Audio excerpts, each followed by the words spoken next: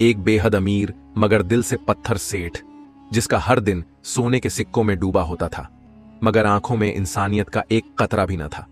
मगर एक रात एक ऐसा वाकया हुआ जिसने उसके तख्त को हिला दिया, उसकी रूह को जगा दिया।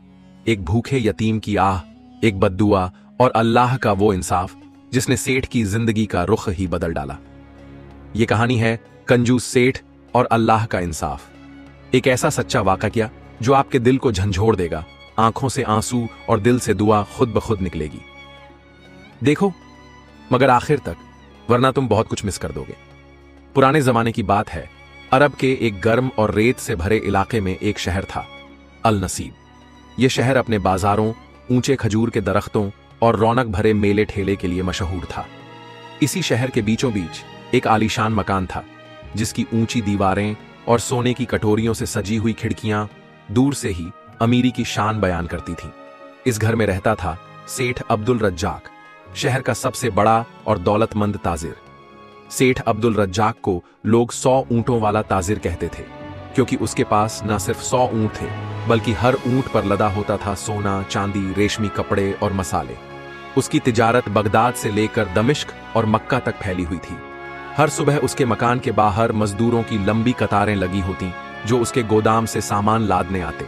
लेकिन इन सब के बावजूद अब्दुल रज्जाक की एक बात मशहूर थी, उसकी कंजूसी। वो ऐसा ताजिर था जो हर सिक्का गिनकर खर्च करता, अपने नौकरों को इतना कम देता कि कभी कभी वो भूखे सो जाते। जो मजदूर बीमार हो जाए उसकी तनख्वाह काट लेता। शहर के लोगों को जब जरूरत होती वो उम्मीद से उसकी तरफ देखते, लेकिन सेठ अपना दरवाजा बंद कर लेता। एक रोज जब शहर में कड़ी धूप और गर्म हवाएं चल रही थीं, एक बुजुर्ग फकीर सेठ के दरवाजे पर आया।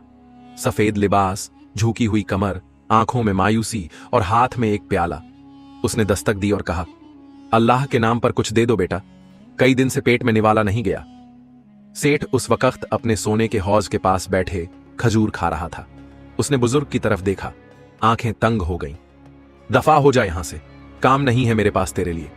यह कहकर उसने नौकर को इशारा किया और दरवाजा बंद करवा दिया। उसके नौकरों में एक अदीम नाम का लड़का था, सिर्फ 12 बरस का। वो अंदर ही अंदर कांप गया।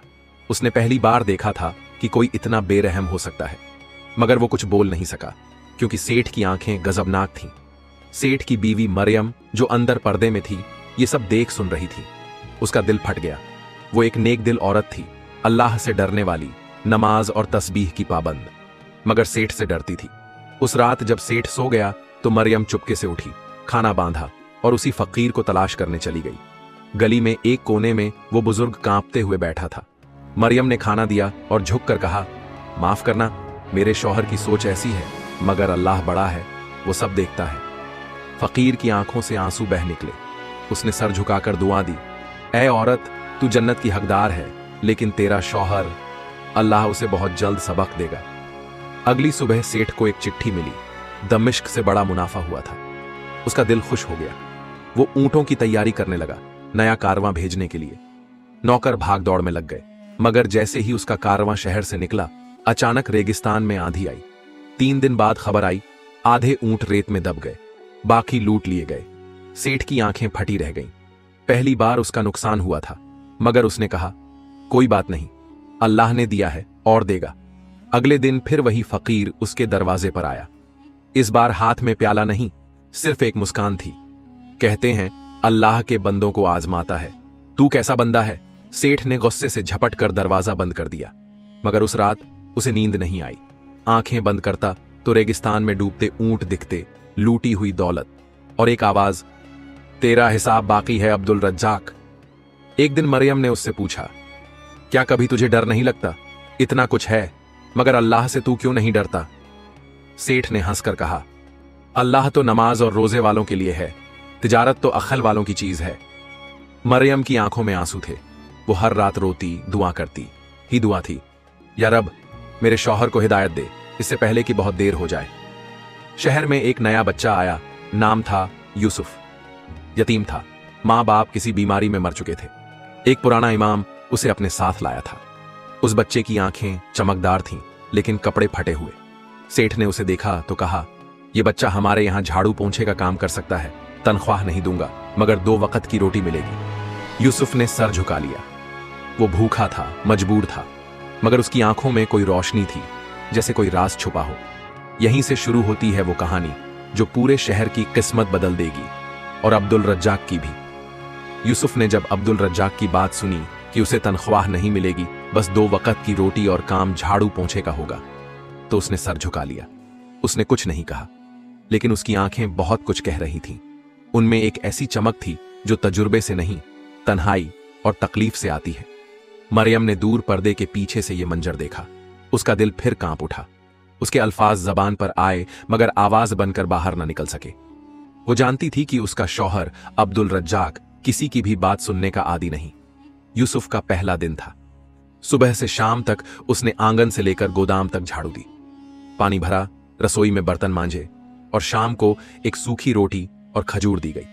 लेकिन उस रोटी को खाते वक्त उसकी आंखों में आंसू थे, शायद भूख के लिए नहीं, बल्कि अपने मां बाप की याद में।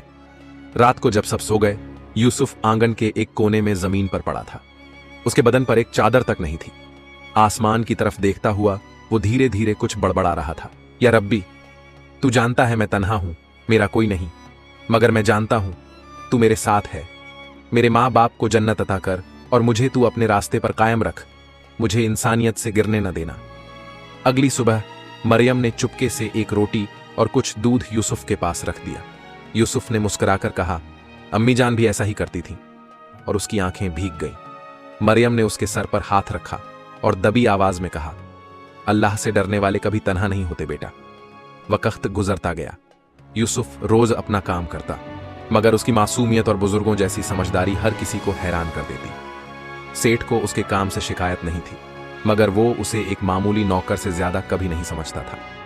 एक रोज सेठ का गोदाम जलते जलते बचा। चिंगारी एक लैंप से उठी और छप्पर तक जा पहुंची। तमाम नौकर भाग गए, मगर यूसुफ ने बिना सोचे समझे पानी के मटके उठाए और आग बुझाने में लग गया। जब तक लोग आए, आग बुझ चुकी थी। सेठ आया, देखा तो हैरान रह गया। तूने जान को खतरे में डाला, क्यों? सेठ ने पूछा। यूसुफ ने कहा, यह गोदाम आपका है, मगर इसमें जो रखा है वो बहुतों की रोजी है। अगर जल जाता तो कई मजदूर भूखे हो जाते। सेठ कुछ पल खामोश रहा, फिर ठंडी सांस ली और कहा, अकल से काम लिया तूने, मगर बकवास कम किया कर। उसी रात सेठ को फिर वही डरावना सपना आया। रेगिस्तान, धूल, उजड़े ऊंट और एक साया जो कह रहा था, तेरा हिसाब बाकी है अब्दुल रज्जाक। घबरा कर उठ बैठा, पसीने पसीने, मगर फिर बोला, महज ख्वाब है, दौलत अब भी मेरी है। कुछ दिन बाद यूसुफ शहर के बाजार से सामान लाने गया। वहां एक गरीब औरत अपनी बीमार बेटी को गोद में लिए बैठी थी। लोग उसके पास से ऐसे गुजर रहे थे जैसे कोई कीड़े मकोड़े हों। यूसुफ रुका, उसकी हालत देखी। वो कांप रही थी, बच्ची की सांसें उखड़ रही थीं। क्या हुआ है? यूसुफ ने पूछा। औरत ने कहा, 3 दिन से खाना नहीं खाया, बच्ची बुखार में तप रही है, दवा खरीदने को पैसे नहीं। यूसुफ के पास सेठ के सामान के पैसे थे। उसने एक हिस्सा अलग किया, औरत को दिया और दौड़कर सेठ का सामान ले आया। जब लौट कर आया तो उसका चेहरा उतरा हुआ था। वो जानता था कि अब क्या होगा। सेठ ने हिसाब देखा और कहा, 1 दिरहम कम क्यों है? यूसुफ ने पूरी सच्चाई बयान कर दी। सेठ का चेहरा गुस्से से लाल हो गया। उसने तबीयत से यूसुफ को एक थप्पड़ मारा और चीखा, तूने मेरी दौलत से खैरात की? कौन होता है तू? मरियम दौड़कर आई, मगर कुछ बोल न सकी। यूसुफ ने आंखें झुका ली, मगर बोला नहीं। बस इतना कहा, कभी कभी दौलत को दौलत के लिए नहीं, इंसानियत के लिए इस्तेमाल करना चाहिए। उस रात मरियम ने बहुत रोकर दुआ की, या रब, ये बच्चा तेरी रहमत है, इसे महफूज रखना और मेरे शौहर के दिल को बदल दे। अगली सुबह सेठ को एक और खबर मिली। बगदाद से उसकी एक बड़ी डील रद्द हो गई थी। वजह, उस ताजिर ने सुना था कि अब्दुल रज्जाक मजदूरों के साथ बेरहमी से पेश आता है। वो नहीं चाहता था कि उसका नाम एक जालिम ताजिर के साथ जोड़ा जाए। सेठ को पहला झटका लगा। फिर दोपहर में उसके 2 ऊंट बीमार पड़ गए। वैद्य बुलाया गया, मगर वो कुछ न कर सका। रात को एक और ऊंट ने दम तोड़ दिया। अब सेठ को महसूस होने लगा कि कुछ गड़बड़ है, मगर उसने अब भी अपने तकब्बुर को छोड़ना मंजूर नहीं किया। यूसुफ से दूरी और बेरुखी बढ़ा दी गई। उसे गोदाम से हटा दिया गया और पीछे के तबेले में भेज दिया गया। काम और बढ़ा दिया गया। यूसुफ चुपचाप सब करता, मगर हर रात वो एक ही दुआ करता, या रब्बी, इस घर के लोगों को हिदायत दे। इसी दरमियान शहर में एक वबा फैल गई। बुखार, खांसी और सांस लेने में तकलीफ। लोग शहर छोड़ने लगे। मस्जिदों में नमाजें बढ़ गईं, मगर सेठ का दरवाजा अब भी बंद था। फिर एक दिन मरियम खुद बीमार पड़ गई। बुखार ने जकड़ लिया, नौकरियां छोड़ गईं। सेठ घबरा गया। यूसुफ ही अकेला था जो मरियम की देखभाल कर रहा था, दवा लाना, पानी देना, दुआ पढ़ना। सेठ जब ये सब देखता तो उसे यूसुफ की खिदमतगारी पर हैरत होती। एक दिन उसने पूछा, तू ये सब क्यों कर रहा है? यूसुफ ने मुस्कुराकर कहा, क्योंकि ये मेरा फर्ज है और मेरी मां यही सिखाकर गई थी। मरियम की हालत बेहतर होने लगी, मगर अब्दुल रज्जाक की बेचैनी बढ़ती गई। हर नुकसान, हर बीमारी उसे अंदर से तोड़ रही थी, मगर उसका घमंड, उसकी कंजूसी अब भी कायम थी। और फिर एक रात जब चांद पूरा था और शहर सन्नाटे में डूबा था, यूसुफ ने एक अजीब मंजर देखा। और इसी से शुरू होगा अगला हिस्सा। यूसुफ गहरी नींद में था, मगर उसके चेहरे पर बेचैनी थी, पलकें कांप रही थीं, होठों पर कुछ फुसफुसाहट थी। वो ख्वाब देख रहा था। ख्वाब में उसने देखा वो एक वीरान मैदान में है, चारों तरफ धूल और धुआं, आसमान काला है और दूर से एक आवाज आ रही है जैसे कोई पुकार रहा हो। फिर एक साया सामने आता है, लंबा कद, सफेद लिबास, हाथ में तस्बीह और आंखों में रोशनी। वो साया कहता है, यूसुफ, अल्लाह ने तुझे एक काम के लिए चुना है। तू इस सेठ के घर में रहकर उसे अल्लाह की राह दिखा, मगर याद रख, राह आसान नहीं होगी। तेरी सादगी, तेरी सच्चाई और तेरा सब्र ही तेरी ताकत है। मगर वक्त आने वाला है जब अल्लाह का इंसाफ इस धरती पर उतरेगा, और वो दिन बहुत दूर नहीं। यूसुफ ने ख्वाब में ही सवाल किया, मैं कैसे करूंगा ये सब? मैं तो बस एक यतीम हूं। साया मुस्कुराया और कहा, यतीम होना तेरी कमजोरी नहीं, तेरी सबसे बड़ी कहुव्वत है। रसूलुल्लाह भी यतीम थे। याद रख, अल्लाह यतीमों से मोहब्बत करता है। फिर एक तेज रोशनी आई और ख्वाब खत्म हो गया। यूसुफ हड़बड़ाकर उठ बैठा, पसीना पसीना था, लेकिन उसके दिल में एक नई ताकत थी, एक नया यकीन। सुबह जब फज्र की अजान हुई तो यूसुफ ने पहली बार हवेली के छोटे से मस्जिद के कोने में जाकर नमाज पढ़ी। सेठ उस वक्त आंगन में खड़ा था और ये सब देख रहा था। उसे हैरत हुई, लेकिन वो कुछ बोला नहीं, बस चुपचाप चला गया। इसी दिन मरियम की तबीयत बेहतर हो गई। उसने यूसुफ को पास बुलाया और कहा, बेटा, तू तो हमारे लिए रहमत बन गया है। अल्लाह तुझे इस घर में भेजकर हम पर करम किया है। यूसुफ ने सर झुका लिया और कहा, अल्लाह अपने बंदों को यूं ही नहीं छोड़ता खालती, मगर अब वक्त आ गया है जब सेठ को भी अपनी आंखें खोलनी होंगी। इसी दोपहर एक नया मोड़ आया। शहर में एक काजी आए, नाम था काजी अय्यूब। वो बहुत परहेजगार और आलिम थे। लोगों ने उनसे सेठ अब्दुल रज्जाक की शिकायत की। सेठ बहुत दौलतमंद है, मगर वबा आई तब भी उसने किसी की मदद नहीं की। मजदूर भूखे हैं और उसका गोदाम भरा पड़ा है। काजी साहब ने कहा, मैं उससे खुद बात करूंगा। अल्लाह के नाम पर नसीहत करना मेरा फर्ज है। अगले ही दिन काजी अय्यूब सेठ के दरवाजे पर पहुंचे। सेठ उन्हें देखकर मुस्कुराया, मगर अंदर ही अंदर खींच गया। तशरीफ लाइए काजी साहब, उसने कहा। किस काम से आए हैं? काजी बोले, अब्दुल रज्जाक, तुझे अल्लाह ने बहुत दिया है, मगर क्या तूने कभी सोचा कि ये सब तुझे इम्तिहान के लिए दिया गया है? अल्लाह देख रहा है तू क्या करता है इस दौलत का। शहर के लोग भूखे हैं और तू अपने गोदाम में ताले डालकर बैठा है। सेठ ने नाक चढ़ाते हुए कहा, काजी साहब, मैंने अपनी मेहनत से कमाया है। ये दौलत कोई खैरात में नहीं मिली। और फिर हर कोई अपना अपना देखे, यही दुनिया का दस्तूर है। काजी साहब ने आह भरी और कहा, बस डर इस दिन से जब अल्लाह अपना दस्तूर दिखाएगा। तेरे पास बहुत कुछ है, मगर अल्लाह की रहमत से महरूम है तू। ये कहकर वो चले गए। सेठ ताव में आ गया, नौकरों को बुलाया और हुक्म दिया, अब कोई फकीर, कोई दरीदा कपड़े वाला या कोई बच्चा इस हवेली के आसपास भी दिखे तो भगा दो। मगर उस रात फिर वही साया, वही ख्वाब अब्दुल रज्जाक ने देखा। लेकिन इस बार ख्वाब और डरावना था। उसने देखा उसकी हवेली जल रही है, ऊंट मर रहे हैं और वो खुद प्यासा रेत में गिरा हुआ है। और वो साया कह रहा है, अब भी वक्त है, लौटा, वरना दरवाजे बंद हो जाएंगे। अब्दुल रज्जाक चीख कर उठा। मरियम दौड़ी, पूछा, क्या हुआ? मगर सेठ कुछ नहीं बोला, सिर्फ पसीना पोंछता रहा। अगले दिन यूसुफ से उसकी नजरें मिली। एक पल के लिए दोनों के दरमियान एक खामोशी रही। यूसुफ ने नर्म लहजे में कहा, कभी कभी डरने से पहले तौबा करना ज्यादा आसान होता है। सेठ ने घूर कर देखा और चला गया, मगर उसके अंदर की दीवारें दरकने लगी थीं। शहर में इस बीच हालत और बिगड़ रही थी। दुकानों पर ताले, बाजार सुनसान, मस्जिदों में रोते हुए लोग। फिर एक रोज खबर आई कि वलीद नाम का एक बूढ़ा मजदूर भूख से मर गया। ये सुनकर पूरे शहर में हलचल मच गई। यूसुफ ने जब ये सुना तो उसकी आंखें भर आईं। वो सीधा गया उस जगह जहां वलीद की लाश रखी थी। वो झुककर उसके पैर छूकर बोला, तू तो चला गया, मगर तेरा सवाल अब भी बाकी है। उसी शाम यूसुफ चुपचाप गोदाम गया। एक कोना जहां खजूर की बोरियां पड़ी थीं, वहां से एक बोरी उठाई और शहर की तरफ चल पड़ा। मरियम ने देखा तो कुछ नहीं कहा, बस आंखें बंद करके दुआ करने लगी। यूसुफ ने वो बोरी शहर के एक चौराहे पर रखी और पुकारा, जिसे जरूरत है अल्लाह के नाम पर ले जाओ, ये उसके हुक्म से है। भीड़ लग गई, लोग हैरत में थे। किसी ने पूछा, ये किसने भेजा? यूसुफ ने सिर्फ इतना कहा, जिसका नाम नहीं जरूरी उसका रब जरूरी है। शहर में ये बात आग की तरह फैल गई। अगले दिन फिर एक बोरी, फिर एक। लोग राहत महसूस करने लगे, मगर सेठ तक ये खबर पहुंची तो उसका गुस्सा आसमान छू गया। उसने यूसुफ को बुलाया और कहा, तू मेरे गोदाम से चोरी कर रहा है? यूसुफ ने कहा, चोरी नहीं, अमानत वापस कर रहा हूं। सेठ का चेहरा लाल हो गया, मगर इससे पहले कि वो कुछ करता, एक अजनबी शहर में दाखिल हुआ। उसके साथ 3 ऊंट थे, जिनमें से हर एक पर दवाइयां, अनाज और पानी था। उसने बताया, मुझे ख्वाब में हुक्म मिला कि अल नसीब शहर में मदद पहुंचा दूं। लोग दंग रह गए। ये कौन है?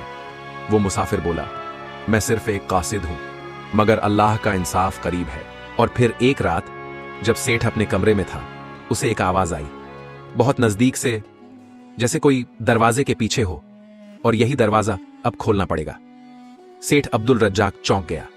रात के तीसरे पहर हवेली के अंदर हर चीज खामोश थी, लेकिन यह आवाज बिल्कुल उसके कमरे के दरवाजे के पीछे से आ रही थी। न दस्तक, न पुकार, बस एक खामोश मगर बोझिल मौजूदगी। ऐसा लगा जैसे कोई वहां खड़ा हो मगर बोल ना रहा हो। सेठ ने लपक कर कंदील जलाई, फिर दरवाजे की तरफ देखा। उसकी सांसें तेज चलने लगी, दिल में अजीब सी घबराहट थी। वो लम्हा जो सदी जैसा लग रहा था, ठहरा रहा।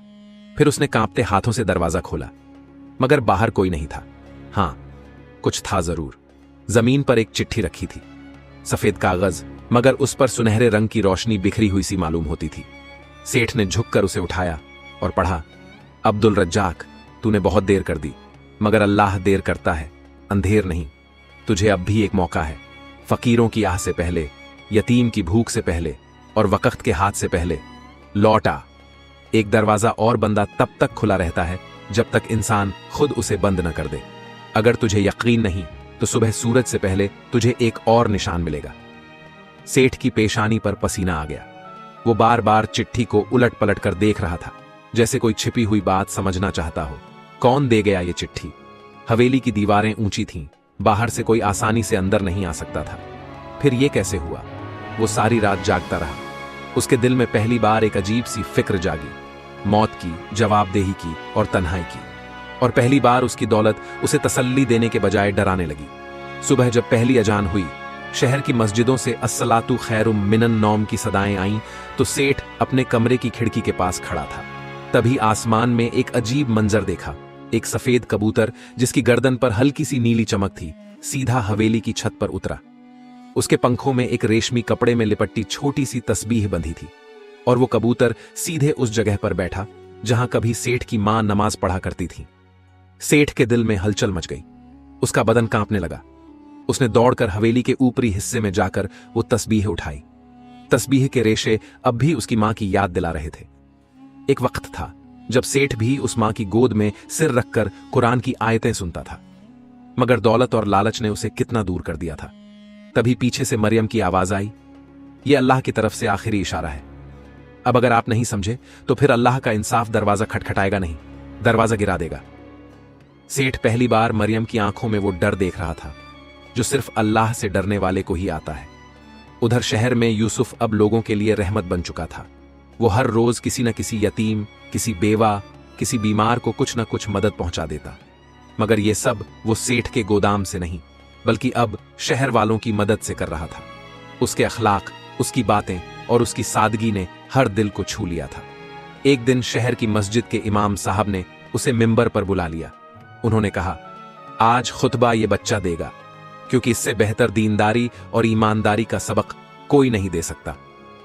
यूसुफ ने नरमी से कहा, मैं कुछ नहीं जानता मौलाना साहब, बस इतना जानता हूं कि अगर किसी के पास 2 रोटी हैं और सामने वाला भूखा है, तो ये सोचने की जरूरत नहीं कि कल का क्या होगा। अल्लाह कल की जिम्मेदारी लेता है, मगर आज की जवाबदेही हमारी है। ये सुनकर मस्जिद में सिसकियां गूंजने लगी। लोग रो रहे थे, अपने गुनाहों की याद में, अपनी खामोशियों की वजह से।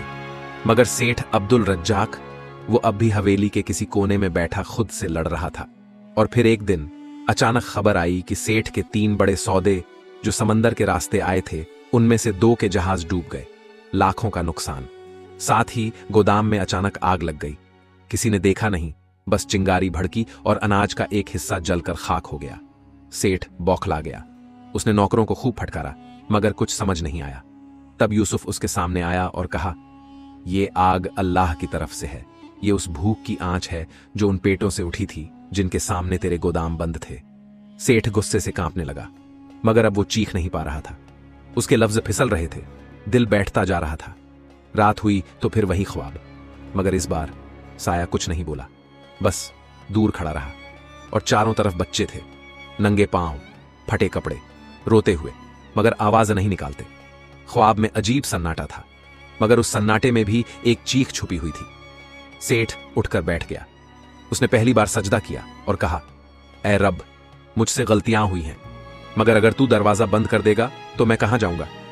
अगले दिन शहर में सब लोग दंग रह गए जब हवेली के बाहर पहली बार एक तख्ती टंगी मिली। गोदाम खुले हैं, अल्लाह के नाम पर जो चाहिए ले जाइए, दुआ में याद रखिए। लोग हैरान थे, कुछ को यकीन ही नहीं आया। मगर सेठ अब खुद सामने आया, अपने हाथों से अनाज बांटा, बूढ़ों को सहारा दिया, बच्चों के सिर पर हाथ रखा। यूसुफ दूर खड़ा देख रहा था। मरियम की आंखें नम थीं। उन्होंने यूसुफ से कहा, बेटा, तू इस घर का फरिश्ता है। मगर यूसुफ ने कहा, नहीं खालती, मैं सिर्फ एक यतीम हूं, मगर अल्लाह के नाम पर हर यतीम, हर भूखा, हर बेसहारा इंसाफ की वजह बन सकता है। और तब सेठ अब्दुल रज्जाक की आंखों से आंसू बहने लगे। सालों बाद वो रो रहा था और कह रहा था, ऐ रब, शुक्र है तूने मुझे जिंदा ही जगा दिया। वीडियो से मिली सीख, कभी भी किसी की तौबा को हल्के में मत लो। अल्लाह हर तौबा कबूल करता है। दौलत इंसान को नहीं बचा सकती, नेक अमल ही कब्र में काम आते हैं। एक इंसान की तब्दीली पूरे शहर की तब्दीली बन सकती है। हर यतीम, हर गरीब, हर बेसहारा अल्लाह की रहमत का जरिया बन सकता है। ऐ अल्लाह, जो इस कहानी को पढ़े या सुने उसके दिल को नर्म कर दे, उसे नेकियों की तरफ मोड़ दे। जो गुनाहों में है उसे हिदायत दे, और जब हमारा वक्त आए हमें तौबा के साथ मौत अता फरमा, कब्र में सकून दे, और कयामत के दिन हमें उन लोगों में शुमार कर जो तेरा रजा चाहते हैं। आमीन या रब्बल आलमीन। वीडियो को लाइक हम करें ताकि हमें और हौसला मिले। अपने दोस्तों और परिवार के साथ शेयर करें ताकि और लोग भी इस वाकया से सबक ले सकें। चैनल को सब्सक्राइब ध्यान करें और बेल आइकॉन दबाएं ताकि आप हमारी नई कहानियों को मिस न करें। कमेंट में बताइए कि इस वाकया ने आपको क्या सबक दिया। लॉग और आपको स्क्रीन पर हमारी वीडियो दिख रही होगी, उससे भी देखें और कुछ अच्छा सीखे। जल्दी मिलते हैं एक और नई इबरतनाक इस्लामिक कहानी के साथ। अल्लाह हाफिज।